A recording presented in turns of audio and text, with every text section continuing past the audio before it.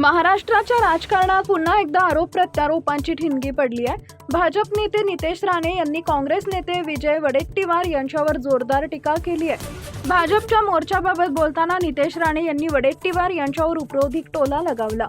वडेट्टीवार बुरका घालून मोर्चात आले होते का असा सवाल करत त्यांनी काँग्रेसवर निशाणा साधला। त्यांच्या या वक्तव्यामुळे राजकीय वातावरणात पुन्हा एकदा खळबळ उडाली आहे।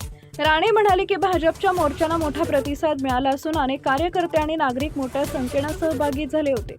मात्र विरोधकांकडून या मोर्चाबाबत टीका केली जात असल्याचं त्यांनी सांगितलंय। यावर प्रतिक्रिया देताना त्यांनी वडेट्टीवार यांच्यावर थेट टीका केली। नितेश राणे यांनी असंही म्हटलंय की विरोधकांकडे मुद्दे नसल्यामुळे ते भाजपवर टीका करतात। भाजप सरकार आणि पक्षाच्या कामांमुळे जनतेचा मोठा पाठिंबा मिळत असल्याचा दावा त्यांनी केलाय। दरम्यान या वक्तव्यामुळे काँग्रेस आणि भाजप नेत्यांमध्ये पुन्हा एकदा शब्दयुद्ध रंगण्याची शक्यता व्यक्त केली जाते। विजय वडेट्टीवार यांच्याकडून या टीकेला काय उत्तर दिलं जातं याकडेही राजकीय वर्तुळाचं लक्ष लागलंय। एकूणच भाजपच्या मोर्चाच्या पार्श्वभूमीवर नितेश राणे यांनी केलेल्या या वक्तव्यामुळे राज्यातील राजकारण पुन्हा तापण्याची चिन्ह दिसत आहेत। मोजायला आलेले का काल बुरखा घालून?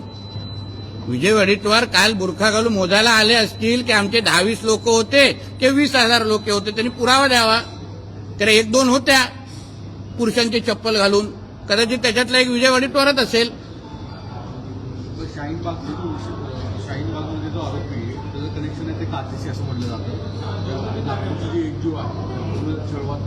अहो, हे जेवढे अतिरेकी आहेत ते सगळे हिरवेच आहेत, हिरव्या रंगाचेच असतात। दुसरा कुठला रंग दिसलेला आहे का? मग कॉर्पोरेट जिहाद पासून अतिरेकी पासून कोणाचाही रंग बघितला तो हिरव्यावरच थांबतो। तर त्याच्यामध्ये नवीन आश्चर्य वाटण्यासारखी काय गोष्ट आहे?